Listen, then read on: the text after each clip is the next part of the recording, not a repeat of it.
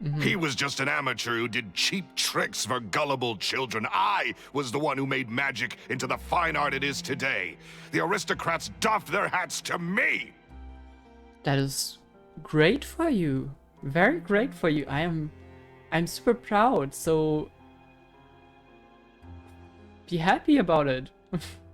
And let him do his cheap tricks for the children. So it was jealousy. Jealousy. Hatred, more like. I hated Caesar. All he cared about was his magic. He lived and breathed it. He poured everything into his street performances and his stupid tours like it was just a hobby to him, never bothering to think about Mora. What sort of fool devotes their life to the art of deception and never has a Mora to show for it? But the people loved him, didn't they? Oh, how they looked up to him. No one gave me a second look. All I ever heard was, "Oh, your master's amazing, isn't he?" Yeah, because he's making himself an amazing magician and an amazing person. Oh, you're so jealous. Amazing. And greedy. Yeah, so amazing that he was completely broke. Every other apprentice was living it up at their master's expense, but no, not me. I put in all the work, mastered all the skills, and it brought me nothing more than the life I already had. Well, then why didn't you just leave? He forbade me from using magic to trick people out of their Mora. There was nothing he hated more than that. I didn't say you were supposed to trick people out of Mora. Perform for them. If you have the skill, then just perform. God's sake. And with his reputation in Fontaine, it was too risky for me to go it alone. As long as he was alive, if I dabbled in my own brand of money-making magic, he would expose me and it would destroy me. Then don't become a criminal. I had to kill him. There was no other way. No. He had to go. No. You're sick, mister. And this was your only motive? It was reason enough. What other motive would I need? A sensible one? Well, I was under the impression that there might have been other factors at play. For instance, maybe you were in love with Gemma, but she was engaged to Caesar. In love with Gemma? Don't be ridiculous. Guess I was wrong about that then. Next question. Are you the Phantom Weasel? I am. Well, Caesar was so strict with me. He insisted that his way was the right way, that the sole purpose of magic was to bring joy to the world. I never bought into any of that. I was more interested in the practical value of magic. Sure enough, it helped me fill my pockets with all kinds of valuable treasures. But I heard the Phantom Weasel stole from the rich and the poor. Oh, yeah! Charlotte told us that the weasel would steal whatever people valued, no matter how much it was worth. That's just how it looked from the outside. What would any thief want with second-rate loot? I've only ever targeted high-value items. I stole cheap things as a way of practicing my craft. It was other people's overactive imaginations that conjured up the preposterous image they then dubbed the Phantom Weasel. Well, if you steal from everyone, then of course they're not gonna make a fancy image of you.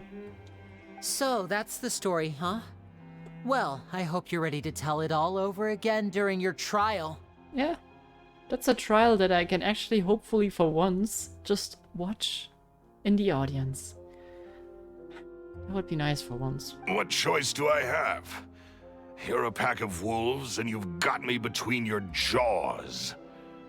You've seen what's here, and my last-ditch effort to stop it getting out has failed. What else can I do? Yeah, maybe next time you get a proper strategy instead of sending some stupid goons at us, like, for real.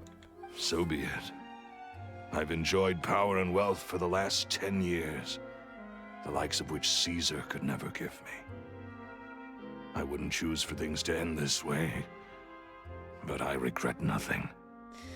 That is sad. Very well. In that case, I'll contact the guards. Traveler, Paimon, keep an eye on Lorenzo for me. I'll meet you just outside the workshop when I'm back. Fine by me. Oh, you sick, sick, sick human.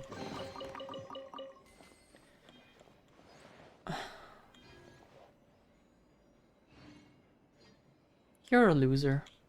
At least I can finally stop looking over my shoulder now. Can we, like, execute him?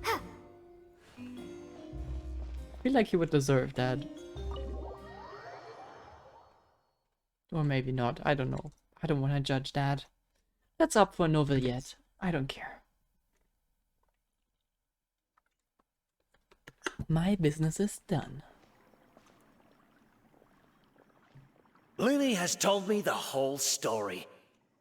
Lorenzo, do you confess to the murder of Caesar and to framing him for the Phantom Weasel's crimes? Look who's finally developed a conscience. What kind of disciple murders their own master? I hope it was worth it, because they'll be hell to pay. Is there even gonna be a trial if he just says yes? Looks like it's all over. What should we do next, Lyney? Should we start preparing for your show? Let me think. Let's rendezvous with Lynette and Gemma first. With Lorenzo in custody, Gemma will no longer have to fear for her safety. Good point. We should go tell Gemma the good news right away. It'll give her some peace of mind for sure. I wonder if they had a thing for each other, but knowing Lorenzo, I would assume that they didn't really, or that she didn't really like him. Wait, no, that's the way out. At least that's what I would assume, but he obviously was into her. In a sick way. Is that music coming out of the channel?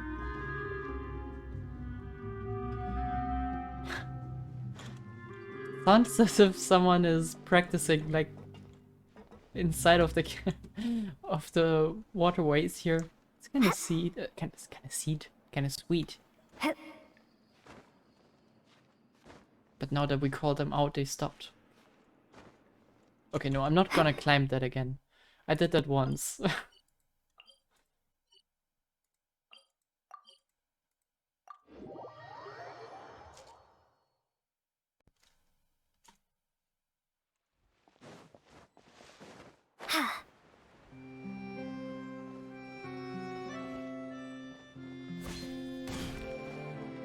Alright, I hope they didn't have too much dessert.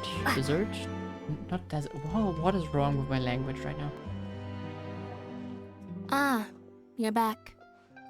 You sound as excited as always. You were so quick. I've only just finished my third dessert. Your third? Lynette, come on, we've talked about this. Everything in moderation. You're not gonna have any room left for dinner now. It's fine. I'll shift to exercise mode and jog off the excess sugar. You are not a robot, right? Right? That's besides the point. Well, it's done now, but try to eat a more balanced diet in the future. Point taken. Ah, she's such a tsundere. Did everything go okay? Of course! Lorenzo was no match for us.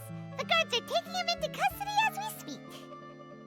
Gosh, that's amazing.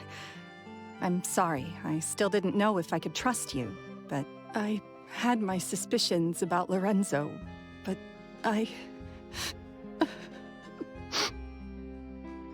It's okay, we understand.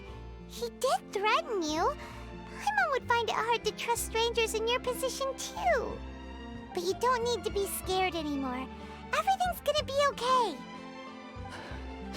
Sorry.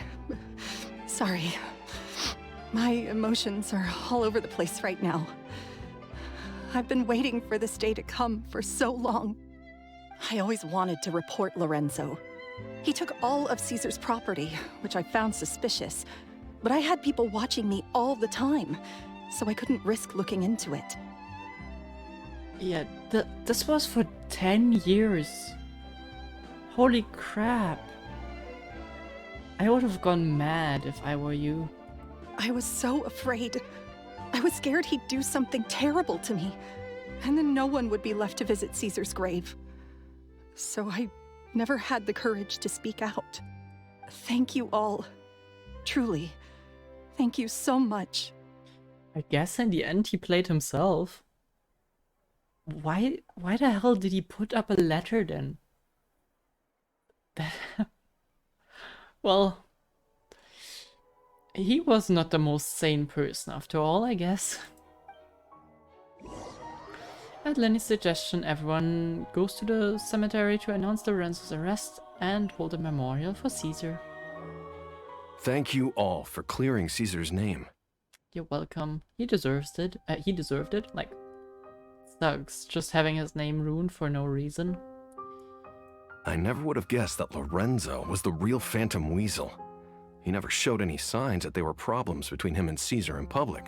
From the outside, it looked like they got along great. Yeah, but he was a psychopath. And to think that lowlife's been living life to the fullest all this time, while Caesar's name was getting dragged through the mud. It's a travesty. At least his soul can finally rest in peace now, thanks to your efforts. If only I'd realized before it was too late. Don't blame yourself, Gemma. This isn't your fault. Yeah, you still have the rest of your life to live. Caesar wouldn't want to see you spending it feeling guilty. Yeah, this was not her fault. Like, this is a very, very one-sided problem here. It was all freaking Lorenzo's fault, like, no question asked. No one else to blame. Cheer up, Gemma. Yeah. My brother's doing a magic show at the Opera House tomorrow evening. Would you like to come along? It might raise your spirits. I think that is super kind, but also super messed up. I mean, she knows them, but still, that would just remind me of how my husband died. Like, I don't know. This show will be a special one. We're holding it in Caesar's honor. In Caesar's honor? Really? Oh, thank you. I'll be there. Oh, like, I know that they're being super kind and they're probably gonna perform that trick. But that would cause PTSD in me. Like, no way, Great. no way. I would we'll be see okay you with tomorrow that. evening. Traveler, Paimon, don't be late. Sure. Don't worry, we'll be there. No way are we gonna miss out on a free magic show. Oh, please don't die. Paimon feels like we're forgetting something. Are we? Oh yeah, Caesar's diary! We never found out if the two kids Caesar taught magic to were Lyney and Lynette or not. Lyney changed the topic back in the workshop, so we didn't get a chance to bring it up. Oh well, guess we'll just have to ask Lyney tomorrow evening. It may take some time, but Caesar's reputation will be restored now that the real culprit has been captured. I sure Looks like hope so. Gemma chose a good man after all. Well, you changed your mind real quick. I can't believe Lorenzo was intimidating Gemma all this time. Did you meet Lorenzo before? He comes around here sometimes. Not to clean Caesar's grave, though. He just stands off to the side and watches Gemma from a distance. And you never found that to be weird? She must have known, but she never asked him to leave. I wonder why that is. Because she was intimidated? I've spoken many choice words about Caesar over the years. I'm so ashamed of myself now. He was such a good man. Well, I'm glad you all find that to be the truth now. That won't fix anything. But that is how it is.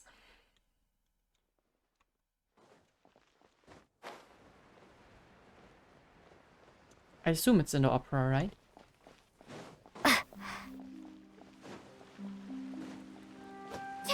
Ooh, easy. They don't even fly away. Yeah, tap.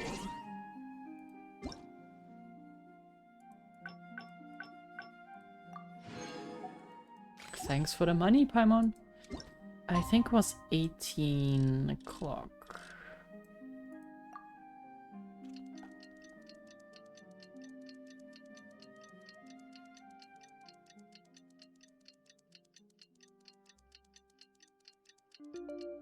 Ooh, that's a nice time.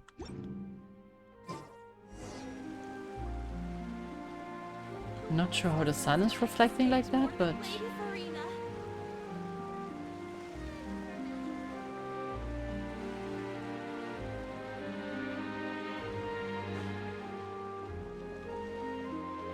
Make sure no one gets murdered this time, okay? Please.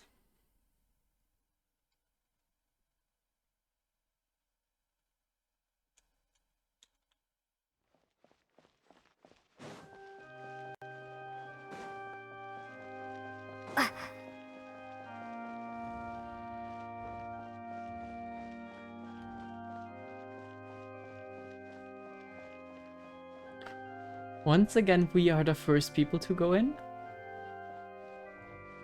Wait, Lynette is not even on stage?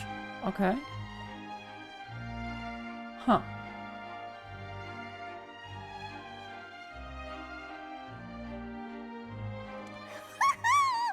Paimon's excited to see another of Lyney's magic shows! Wait. Lynette, shouldn't you be on stage by now? Yeah, I was wondering the same thing. Not this time. My brother's going solo today. Oh. So, I'll be watching with you. Isn't that weird? That must feel weird, right? Good evening, ladies and gentlemen. I hope everybody's ready because the show is about to begin. The great magician Lyney has prepared a spectacular show for us all tonight, concluding with an all-new grand finale that no audience has ever seen before. Yeah, I think we all know what he's gonna do. Wow! A new trick! Man, I still think that's kinda harsh. I don't know. Thank you all so much for coming. Now, prepare to join me on a journey through the mystical and miraculous. Lyney wows the audience with his skill. Exciting stuff, isn't it? Yes, it's just... It reminds me of him. Yeah, it will get worse. No wonder. Caesar was a famous magician too. So, how did you two first meet, Gemma? Well, I was out on the street once, and I saw him performing for little children. Oh, look, over there it is Charlotte sitting. Completely hidden in plain sight. I wish there were more characters in the background.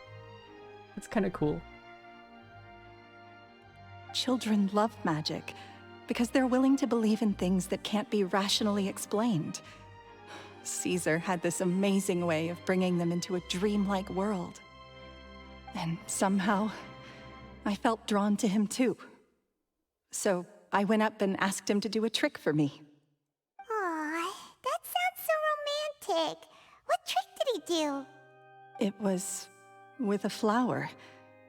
He took it in his hand, snapped his fingers, and it magically appeared on my head.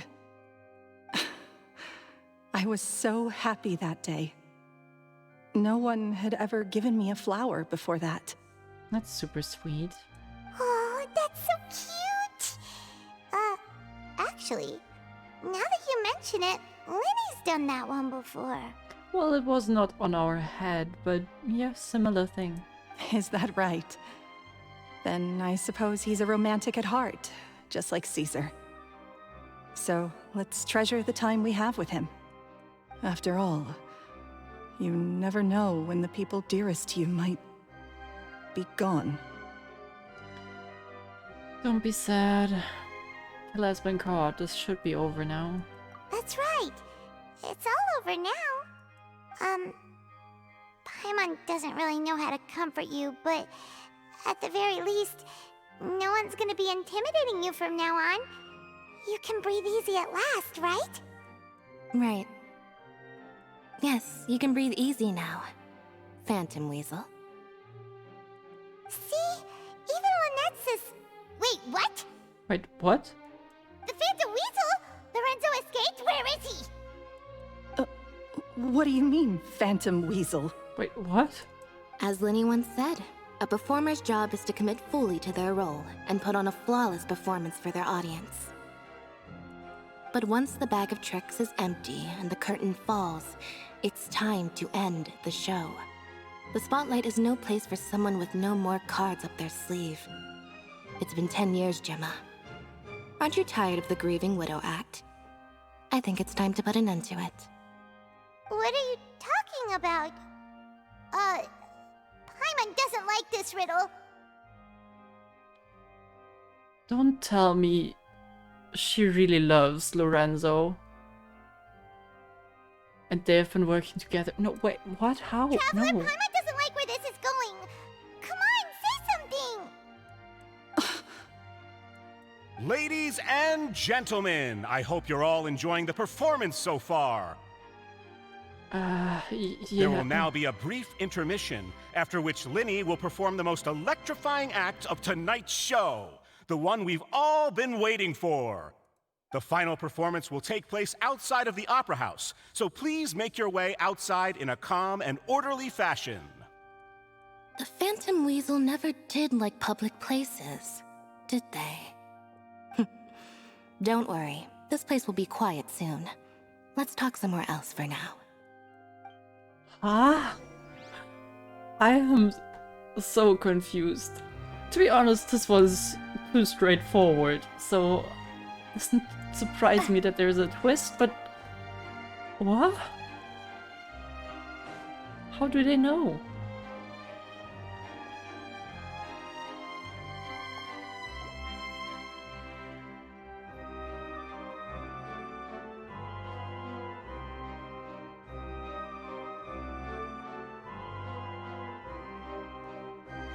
Can someone speak, please?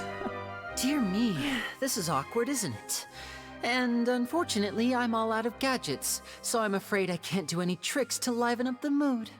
This is a big mistake for a magician to make, but thankfully, I do have a backup plan. Now, who wants to hear a story? Please tell. Lyney, don't we have more important things to address right now? Lynette accused Gemma of being the real Phantom Weasel a moment ago. Oh, what the heck's going on? All in good time. Magicians are good at guessing what people are thinking. I know the questions you want to ask. And as it happens, the story I'm about to tell might answer a few of them. Really? Well then, let's hear it! Paimon's dying of curiosity here! Let's go back to the very beginning. A decade ago, when the Phantom Weasel was terrorizing the court of Fontaine. She never missed a target, never left a trace, and no treasure was safe from her thieving hands. But as her infamy grew, so did the readiness of the police, and her opportunities to act became ever fewer. Every day, she ran the risk of being exposed for who she was. Of course, she could not simply take this lying down, and before long, she found her ticket to freedom. She would create a scapegoat, a false weasel to close the chapter on her behalf. After weighing her options, she set her sights on a renowned magician, Caesar. After all, magic and theft shared enough similarities for people to buy the story when the truth came out. So then what? Being the master deceiver she was, the weasel easily earned Caesar's trust.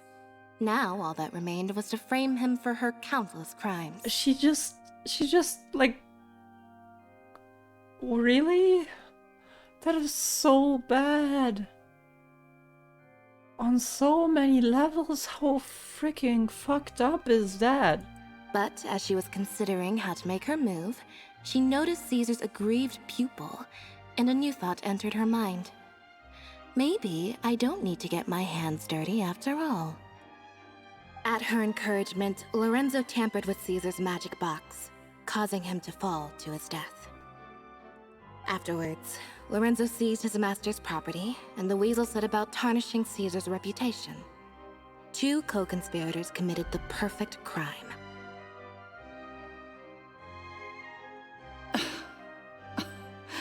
I've got to hand it to you. You're both exceptional storytellers. That is the most It's enough to make even me guiltiest wonder thing whether to there say. was really another mastermind behind all this, pulling the strings. Like, I don't even want to believe it. That sounds horrible. But I just have one question. You seem to think that I am the villain in this tale. What's brought this on, Lyney? Is it something that Lorenzo said? Don't worry, Lorenzo said nothing at all. But I never believed that he was the weasel, and in fact, my investigation only made me more certain of that. He was too forthcoming with his confession, as That if is there true. was something else he was trying to hide. He was so easy to admit that he's the weasel. But we didn't get him to admit that he was loving her, so that was weird. How disappointing. So you'd sooner trust Lorenzo than me? Even without a shred of evidence? A magician is an expert at playing the audience to get the result they want. And I have no doubt that you, Gemma, are equally talented in this regard. With a little help from Lorenzo, you put on a very convincing performance. The lovesick fiancé, whose devotion to her betrothed is unshakable, even under threats of violence. Caesar was maligned and hated by all for 10 years, but you? Everyone sympathized with your plight. Who would suspect for 1 second that the lovely young lady always seen weeping in front of Caesar's grave was actually the mastermind behind his demise? No, not that poor lady. Perish the thought. Is that even worth it? If you have to act like that all the time in public, is that even worth it? Like, no matter how messed up your mind is, and you just want to be, well, have a scapegoat, even then, it's just so messed up. It doesn't even help you.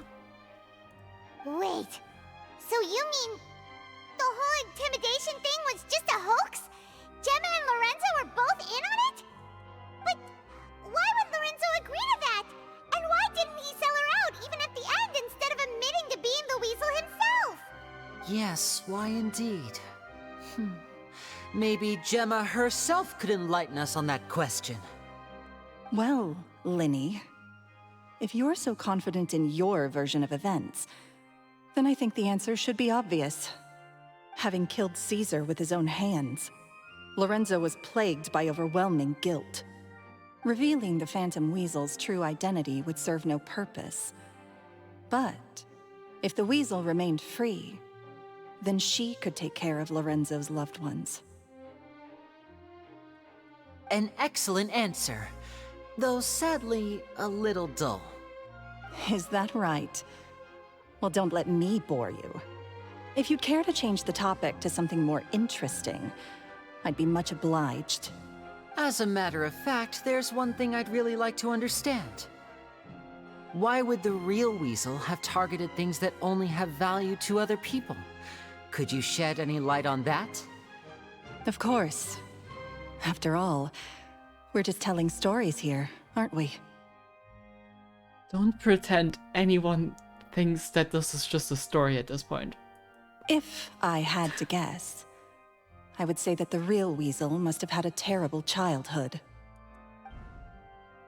Left to fend for herself after her parents died young. Betrayed, scorned, beaten. She'd scrounge waste paper from garbage bins to draw on, using twigs and dirt for lack of ink and pen. She'd sew ugly rag dolls from whatever scrap material she could get her hands on. This was her only source of happiness in life. But it was all she needed, and she was content. Until the world decided that even this was too good for her. Once again, she was betrayed. And this time, everything was taken from her. She felt like life was a miry pit that dragged her further down the more she struggled to escape. At that tender age, she should have been happy. Instead, she stood in the shadows and watched with envy as all good things in the world passed her by. This was a fate too cruel for anyone to bear. Her pain became a breeding ground for dark thoughts. Thoughts which festered and grew into a twisted solution to her troubles. Well, it's... I mean, yeah, that sucks, but... that's no excuse. I detest the happiness of others, in all its forms alike. I will rob them of everything they hold to be good and true, and it will fill the void in my soul.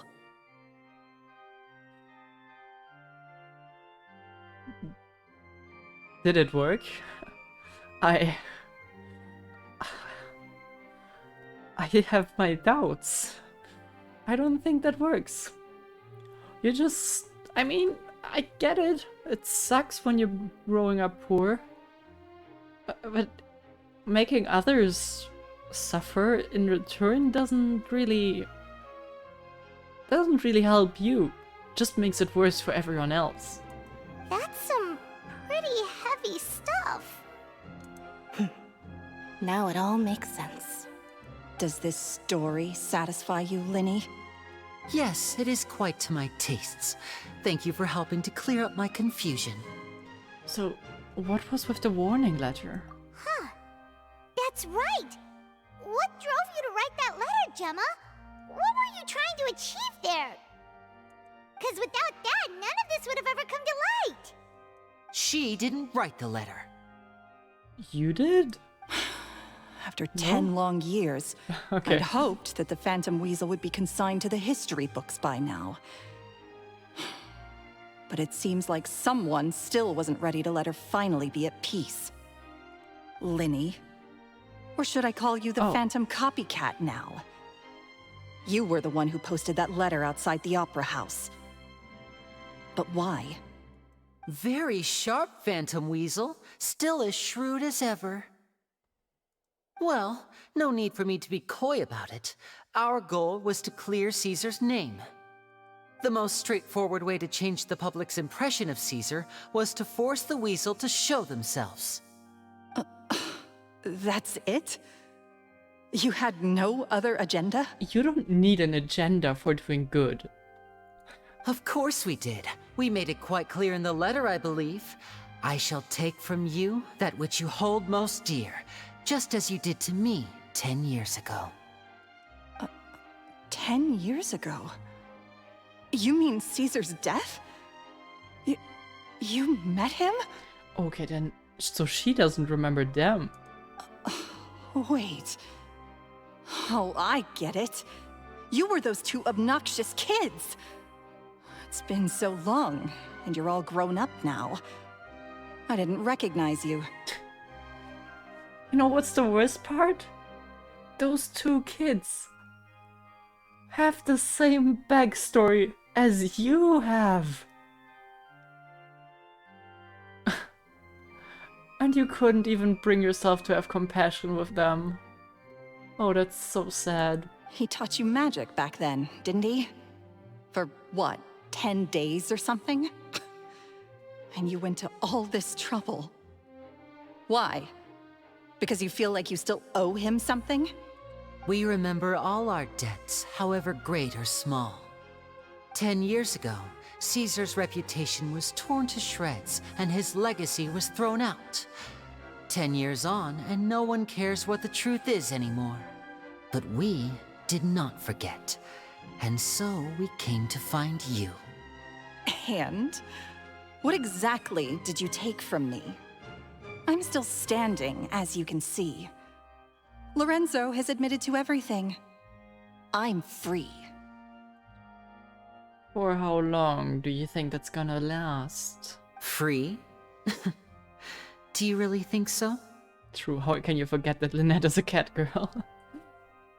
Caesar once told me that even though the world is filled with lies and falsehoods, we must find our own truth. I think that applies to you too. Truth can take many forms. Prized possessions with nostalgic value, fervent hopes and dreams, and irreplaceable people. Life took many things from you, and those wounds never healed. When they ached unbearably in the dead of night, stealing became your way of numbing the pain. What are you trying to say? I'm saying that for the last 10 years, you've been living a rather uneventful life. Perhaps that's because you found something other than a life of crime to fill the hole? Back to Lorenzo for a second. He murdered his own master, played along with your act, and took pains to make sure any suspicion would be directed towards him. But what did he have to gain from all that? He knew who you were and the things you'd done, and despite that, he was willing to give everything up for your sake. He's the reason that you haven't felt the compulsion to steal in all these years. You're more than just accomplices in murder. You're the only real friends each other has. So I think you know, deep down, that he is the only truth you have in your life. And he's gone. But that truth is gone now. And I guarantee you, you'll never see it again. Ouch. That is emotionally... I don't know. Okay, sure, Lyney. Ouch. Oof. Congratulations on your freedom, Gemma. Your freedom will cost you dearly. From now on, you'll be all alone in a world full of lies and falsehoods. I do hope you'll be able to bear it. You've still got a long life ahead of you after all. Yeah, congratulations, Gemma. Really got a great outcome here. Gather round, one and all. The time has now come for the amazing Lyney to perform his final act in tonight's show. I'm sure you're all wondering what he has planned for the grand finale. Well, wonder no more, for the answer is a death-defying high-altitude escape. Yep. A high-altitude escape? The trick that Caesar was attempting and, well, died. I'm sure you all remember the magician Caesar. This was the very trick that led to his fatal fall, after which he was dubbed the Phantom Weasel. But we have now learned that Caesar was wrongly accused, and that the real Weasel has now confessed to their crimes. Guess that's my cue to leave. Whew. I've been practicing this one for ages now, but I'm still a little nervous. Have you? I thought you just found that. Alright. Traveler, Paimon, I hope you enjoy the rest of the show. There may be a lot of people watching tonight, but you alone are my true witnesses. Alright. Well, you should certainly... Lyney, wait. Okay, never mind. You two hid a lot from Caesar. He went to his grave without ever knowing your secrets. So what about now? Are you an open book? Or are you still the same as ever? You don't have to tell lies to end up isolated and alone. One day, you'll end up exactly where I am today. You're wrong. I'm nothing like you.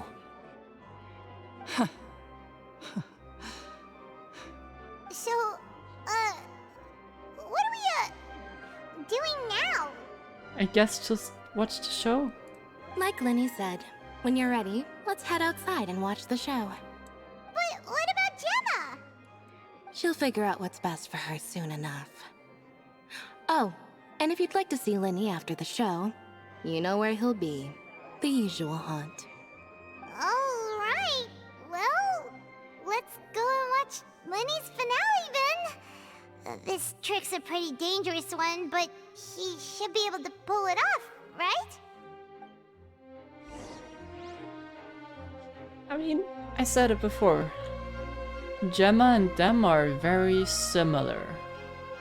But he said it, they're nothing alike in a lot of ways as well.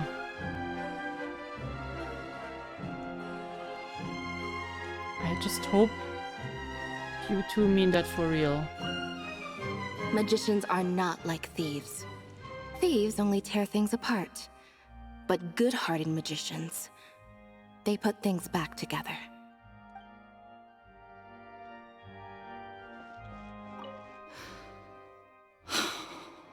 What is my truth? Sometimes I think I'm like a gambling addict. All I care about is winning, and it doesn't matter what's at stake. By the time I come to my senses, I'm left with nothing. Oh, if I had my time again. Well, that's why you don't make dumb decisions like that.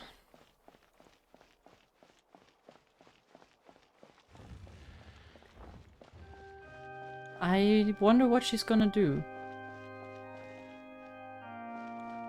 A very suboptimal solution. But to be honest, I felt like Lyney kinda urged her to, in some sense, is suicide. I hope she's not gonna do that. But, like, he was very pushy at times. I hope she's just gonna, well, go to the police and talk.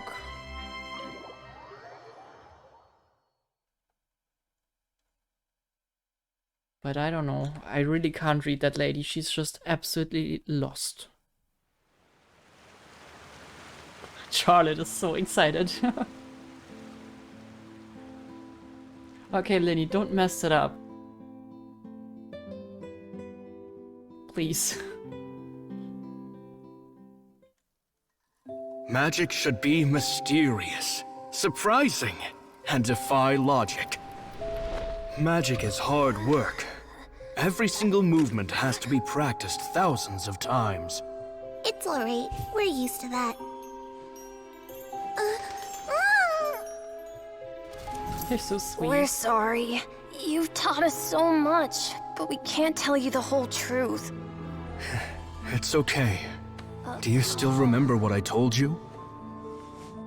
This world is full of lies and falsehoods. I only hope that one day, you can find your own truth. What about you? Have you found your truth? Magic is my truth. I want to perform a magic trick so great that people will always think of me when they talk about it. For a magician, what greater honor could there be? Look! Behold! Lyney is sealed inside the box. Will he manage to escape? 10 years ago, Caesar attempted this very trick, and it was at this precise moment that... Oh. Watch out!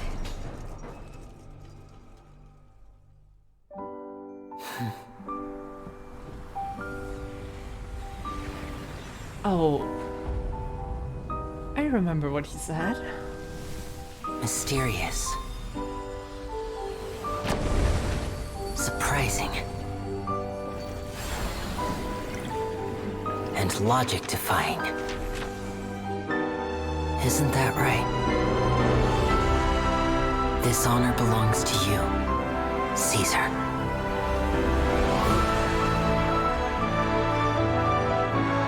I'm just sorry it's a little late. Yeah.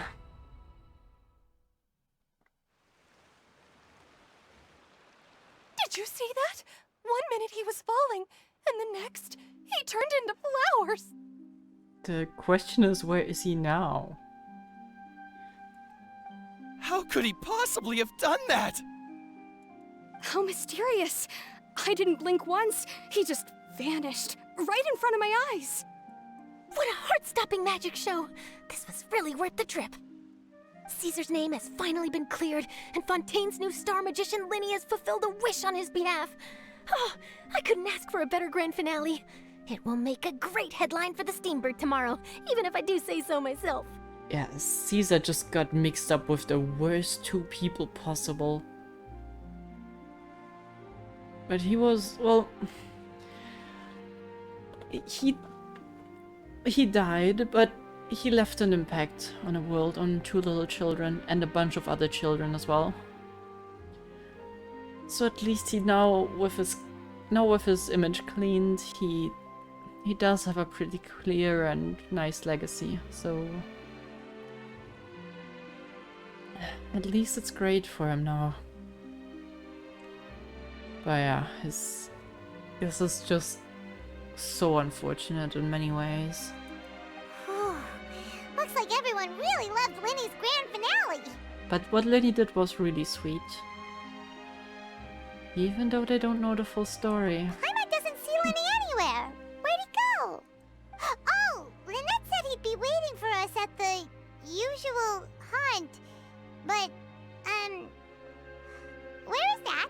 The cemetery? Oh, you mean the one where Caesar's buried? Yeah, that's probably it. This whole magic show kinda seemed like Lyney's way of saying goodbye to Caesar. So it makes sense that that's where he'd be afterward. Alright, let's go look for him there. Yeah, his death won't be in vain. That's the best part about it.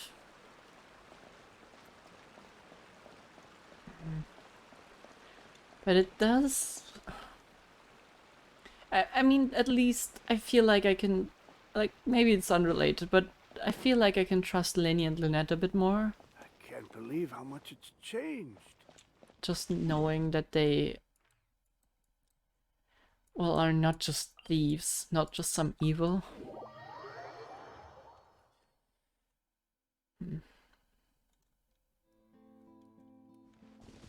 Lyney doesn't have to hurt them in revenge. Yep. He's smarter than her.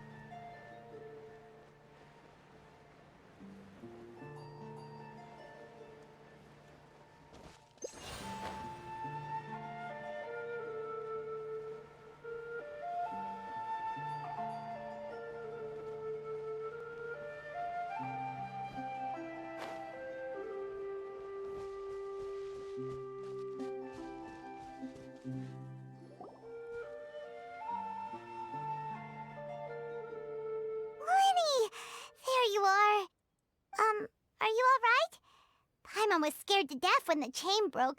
Paimon was sure something had gone horribly wrong. Well, he had to surprise us somehow, right? Magic is a performance art. A magician has to get creative to keep the audience on tenterhooks. That's our job. So I tweaked Caesar's original setup a little to keep it fresh. I was honestly a little nervous during the live performance. The thought of falling, suddenly feeling weightless, seeing the sky and the ground spinning and spinning. Sometimes, I can't help but wonder what Caesar thought in those final moments. Wonder what the brain goes through when you fall and know it's a certain end. Hey, thank you very much, Proxy, for the 5 gifted again. You've gifted way too much. But thank you. But still, it's way too much. You don't need to. But there must be so many thoughts going through your mind. I wonder if time slows down just by the immense amount of brain activity that has to be going on in that moment. But then again, it's over quickly when you hit the ground. Did he regret taking Gemma and Lorenzo on? Or did he believe that it was his own slip-up right until the end? We can't fully trust those two yet. No question asked. They couldn't even tell his to their mentor or master or whatever. They couldn't even reveal the truth to them. So they have so much buried down below. And even here they showed to us that they're gonna always do their own thing. They're not gonna let us in on the whole thing that they're planning. They both completely fooled us from the beginning on. Because Lyney and Lynette were certainly both aware that, oh well, Lynette was certainly also aware that Lyney put that stupid flyer on top of the door, or on the door at the orchestra. What was it called? Oh, yeah, Orchestra Epiclese, yeah. So, yeah, they're both always doing their own thing, and I'm never able to completely trust them. That's what this manifested. So, I don't know. But I also don't think they're evil. But just because they're not evil doesn't mean that we can never trust them. That we can fully trust them. There we go. Yeah, their mission is likely not a good thing. I don't know. Maybe partially. Maybe. It's hard to say. I think we're gonna see a lot more about those two and the Fatui, what they've planned with them.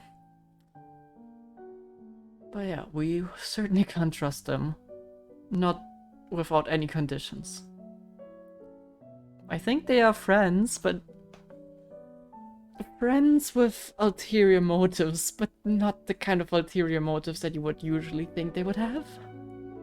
You know, Paimon's been wanting to ask you about something ever since we were in Caesar's workshop. You learned magic from Caesar once, didn't you? When was that? Yeah, that's an important question. After I joined the House of the Hearth.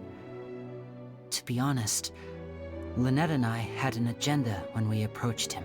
An agenda? I told you about my past before, remember? As a young boy, I survived by secretly learning magic from street performers. I'd watch their tricks and try to figure out how they were done. But I quickly realized that observation alone could only get me so far. What I saw was the polished final performance, but the rigorous training they put in behind the scenes remained invisible to me. I needed to learn how to improve my sleight of hand, hone my misdirection skills, and make niftier props. We were gifted enough that we'd made some progress by ourselves, but without proper guidance from a professional magician, we quickly plateaued. So that's why you sought Caesar out? Yes. We figured there was no harm in asking, but it took us by surprise that he was so willing to teach us. In all, we only spent 10 short days together, but he was very good to us. By contrast, we hid so many things from him. For instance, when he asked why I wanted to learn magic, I answered, "It's my passion." But in truth, there was already a lot more to the story by then. After being taken in by an aristocrat for our magic talent, then betrayed soon after, this was no longer about me doing what I loved. Totally fair. That was actually a thing that I was thinking about after the Argon quest. I was very confused as to why they were still pursuing magic after all that happened. What amazed me was how the lie escaped my lips even as I was hesitating over whether to tell him the truth. Trust is a beautiful thing. Sadly, I'd forgotten how to trust by then. Lyney. Well, you guys had a hard past. I don't blame you. Still worried about the way I feel? You really are a gentle soul, aren't you? But don't worry, I'm used to it now. From the mansions of the elite to the House of the Hearth, lies and selfishness have followed me and Lynette everywhere we go. After Caesar went on tour, we became busy with our missions. The next we heard of him was that he'd fallen to his death, and was now declared to be the Phantom Weasel. That night, I remembered his smile. But as I lay there, I didn't know what to say to him. To keep secrets is to put up walls. The longer you keep them up, the less you let people in. Then, one day, you look around and realize your life is like an empty auditorium after a show, full of seats once occupied by all the people who left. But I guess that's the price we have to pay. The longer you put those walls up, the harder it's gonna be to tear them down, I know that. But...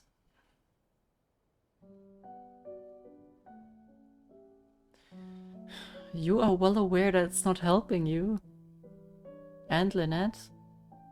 All of you three. You only realize how much someone really meant to you when you lose them completely. That's why I was so confident this would hurt Gemma. Because I felt it for myself.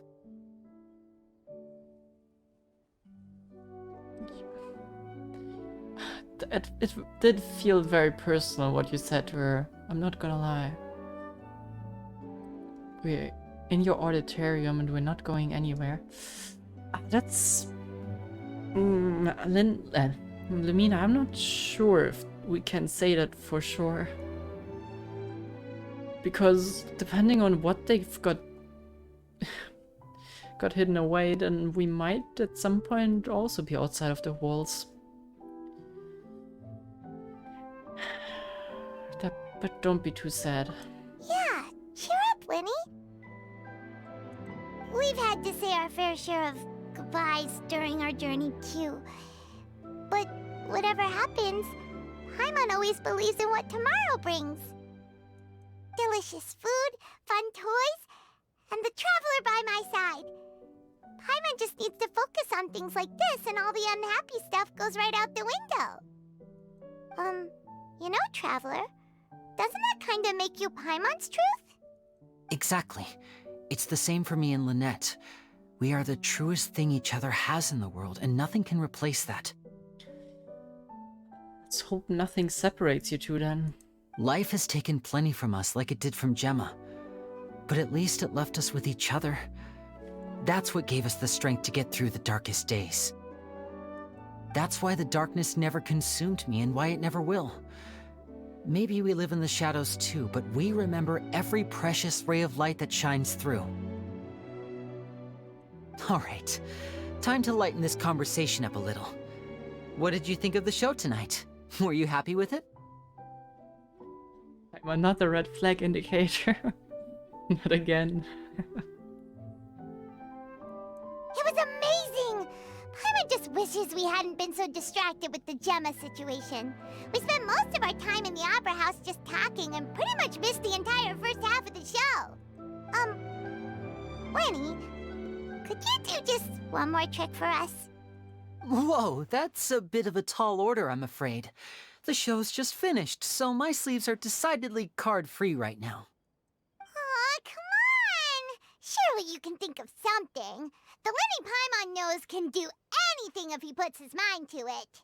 Oh, all right then. I'll give it a go, but only because it's you. Watch closely. I have a flower in my hand. You liar! There's nothing in your hand! We ain't going along with this! Huh? My goodness, you're right. But I could have sworn I brought one here with me. Okay, try this. Count down with me. 3, 2, 1. 3, 2, 1. Now, have another look around. Maybe the flowers appeared somewhere else. Not again. Let's see. Wow, there it is! Oh, this is a different flower from the last time, right? This one's called, oh yeah, a rainbow rose. Oh, he took inspiration from Charlotte.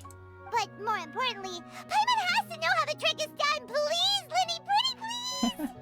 Well, if you want to learn magic, you'll have to start by addressing me as teacher. Ugh. Fine. Please, teacher, please! Since you asked so nicely, I'll share one little tip with you. Namely, the student of magic cannot solely rely on others being prepared to reveal their secrets. You have to observe, think, and find the answers for yourself. Is that it? Ah, look at the time. We shouldn't linger here too long. Thanks again for coming to see my show. I bid you both good night. I look forward to seeing you again. Shall we head back now too? He just bluffed Paimon. Yeah, he's great. Like, Lyney is a great friend. It just sucks that he's not open with us. That's the only issue. Oh, Paimon can't wait to read the Steambird tomorrow. Paimon bets Lyney and Caesar will be plastered all over it. Let's head to the Steambird's offices tomorrow morning and see what we can find out. Sure. Like, the first time we met with Lyney, he helped us out, but I swear, he knew us. And even from that first moment, they must have thought of plotting something with us. Like, for sure. And they would never tell us. And we're probably still part of the equation. But they would never tell us. But they're still great friends. Which makes it a bit hard.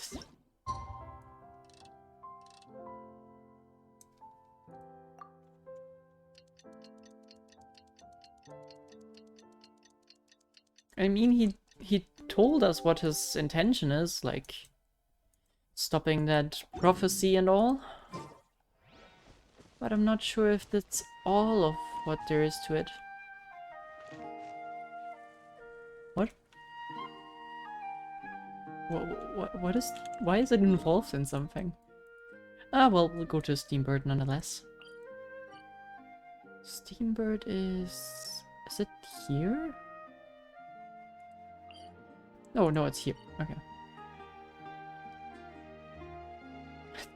The city is mirrored and it's confusing me a lot.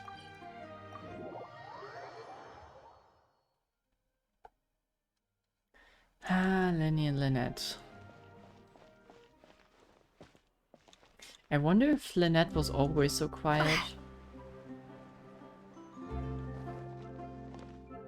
I mean, he said that only shortly after they became part of the House of the Hearth is when they met him, or met Caesar. So they must have just gone through a lot of shit.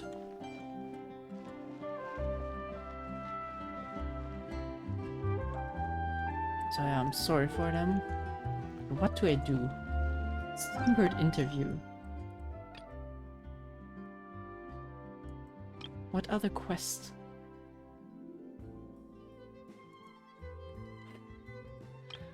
Involved in the quest.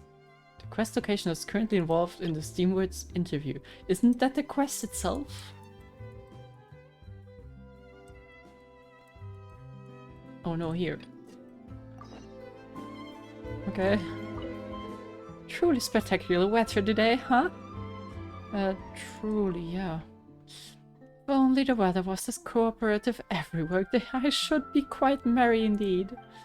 And speaking of work, my dear, you are here to interview for the troubleshooter position advertised in the Tales of Humanity section of... are you not? No? Ah, yes, I know. The name troubleshooter is simply to gauge and unbecoming of standards and of a publication such as ours.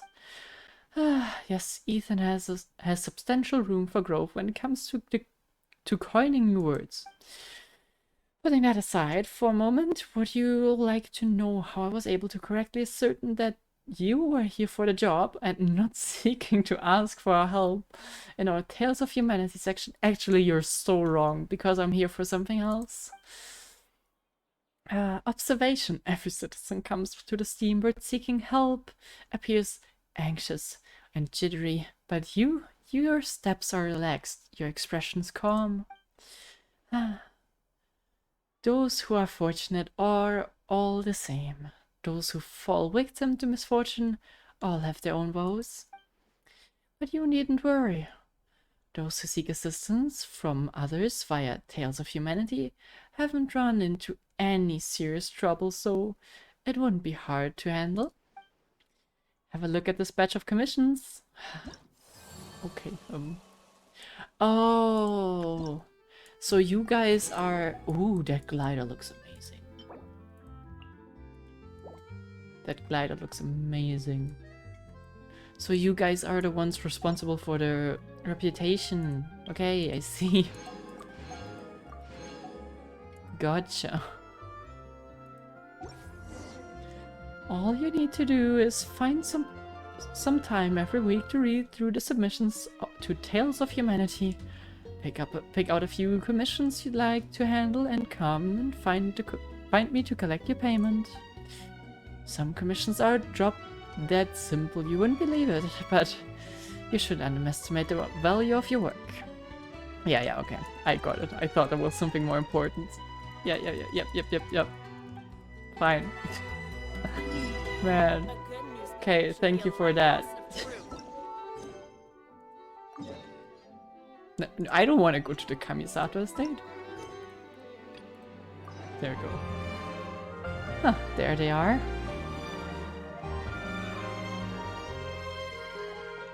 You should try to get the crystal flycatcher.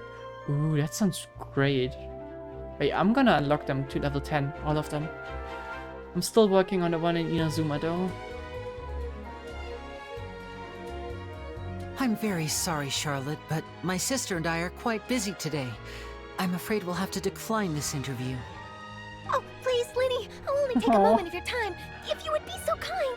Huh? What's happening here? I spent all night writing my piece about the Phantom Weasel, and it was going to go to print this morning. But just as dawn broke, I suddenly received news that Caesar's fiancée, Gemma, had contacted the guards and confessed to having been the real Phantom Weasel all along. Ooh, that sounds exciting, doesn't it? That was quick. Yeah, I am actually a bit surprised, not gonna lie. Yeah. Too late, bro. That was quick, you say? It sounds like I've got some catching up to do. Please, fill me in. Whoops. Aha! My instincts did not lead me astray. You do have something to hide. Gemma turning herself in must have something to do with Lyney's performance last night. Well, I'm sorry, Lyney. You might keep secrets. Paimon doesn't. Maybe watching my high-altitude escape trick reminded her of a better time with Caesar, and she could no longer ignore the voice of her conscience. Huh. Okay, then. Wait, no, there must be more to it. If that's all it took for her to have a change of heart, how did it take her 10 whole years? Well... You're not getting out of this. Charlotte is not dumb. Charlotte's journalistic spirit is burning red. We're gonna have to distract her somehow. Oh, I remember now. You and Gemma were nowhere to be found after the show. What happened between you? Quickfire question. Where did you all go after the show? Oh, we went to the cemetery and Lyney did a private magic trick just for us. Actually, glad you mentioned it, because that reminds Paimon, guess what? Lyney started using rainbow roses in his tricks. True. What? I don't recall ever having received a rainbow rose from you myself. Is this supposed to mean that they're more important to you than your own sister? Oops. No, I just, Oh well. Now you're in a whole bunch of trouble. Yahoo! Hey, thanks. I got the hat. There you go. Thank you for following. Oh, I love them. She's a great tsundere. That's great. What now?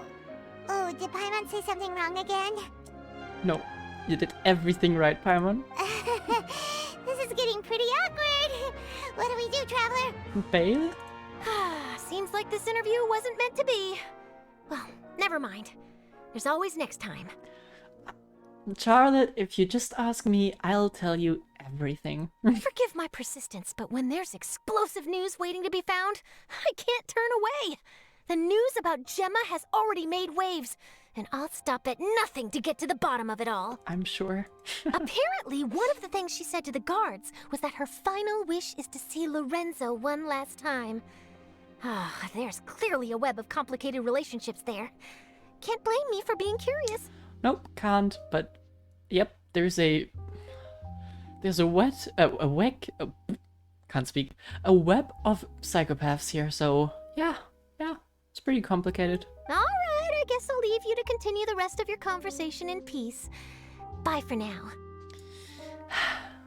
See you around, Charlotte. Lynette? Paimon didn't mean to. Don't worry, I wasn't angry. I was just trying to distract her. Oh, really? Oh, thank goodness. You scared Paimon there. Phew. You and me both, Paimon. You and me both. At least it did the job, right? Please, take good care of that rainbow rose. I'd be really upset if you lost it. Huh? Why? Ah, man. This is... I have such a love-hate relationship with those two. I've always loved the designs. That was a given. But they are so sweet and cool together. But I hate them. I hate them so much for just being so secretive about everything. So obnoxious. Ah. Fine. Well, it was a good character quest. Lots of twisteroos, lots of psychopaths for... like, they have no valid motive. They are just... okay, well, I guess they partially have motives, but most of them are mainly just psychos. Like, what was his name? Lawrenceos? Something like that. He's just a maniac. Nothing more to say about that. He's just is. The wife is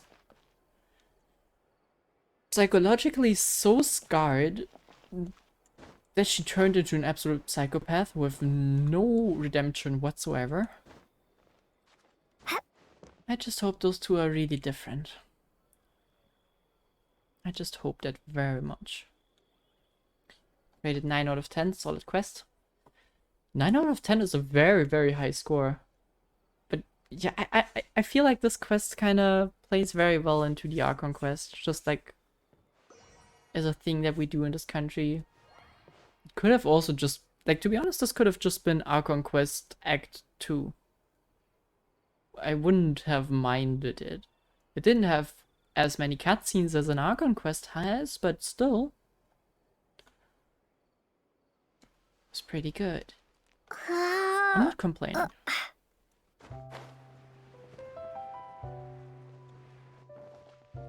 But now we have to wait. How long is it till 3.1?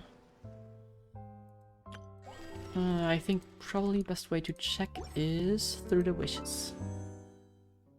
16 days. Hyped.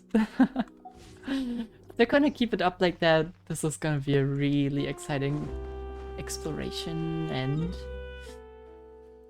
there's so many, like, I want to learn more about Lynette and Lyney. I want to learn more about Farina and Novillette. I want to meet Charlotte, or well, hang out with Charlotte a bit more.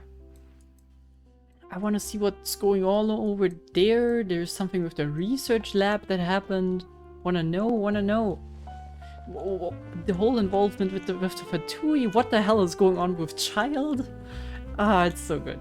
So good. So good. But we're gonna have to wait. One step after another.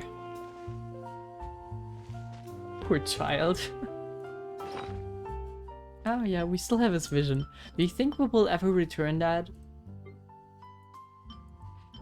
I have my doubts.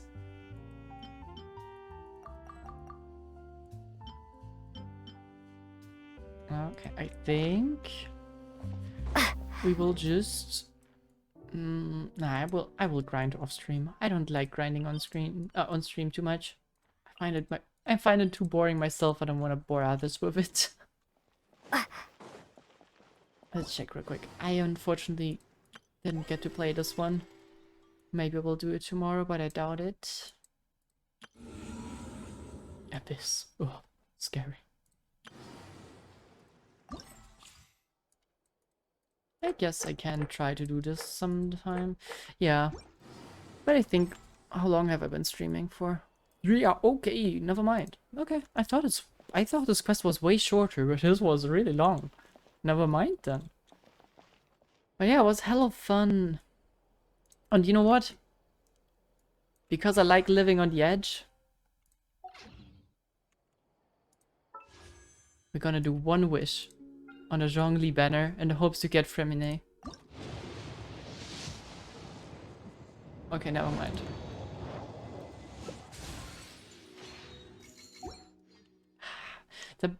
The worst part about this is I want Zhongli. I really want Zhongli. But I don't want to miss out on Farina. No, Anyways, I don't want to stall anymore. I don't want to waste anyone's time. Is that the right one? Yeah. So, thank you for joining us, Proxy. Thank you for the 5 gifted. Thank you for... What was that? Thank you for the follows today. Thank you in general for all of the support. Really appreciate just being able to play a game and have people to chat with while I do it. So that's fun. Psh, I mean, psh, psh, psh, psh. There we go. Now she should be silent. Okay. Yeah, so thank you all for being around. I think I might be able to stream a bit more, but I will mostly just stream if I think I have something that is worthwhile being streamed. So, we'll see. And I hope if you have free time, you are able to just enjoy it as much as I do. So have a great time, and see you around. Damn it, she still yawns. You really can't stop her.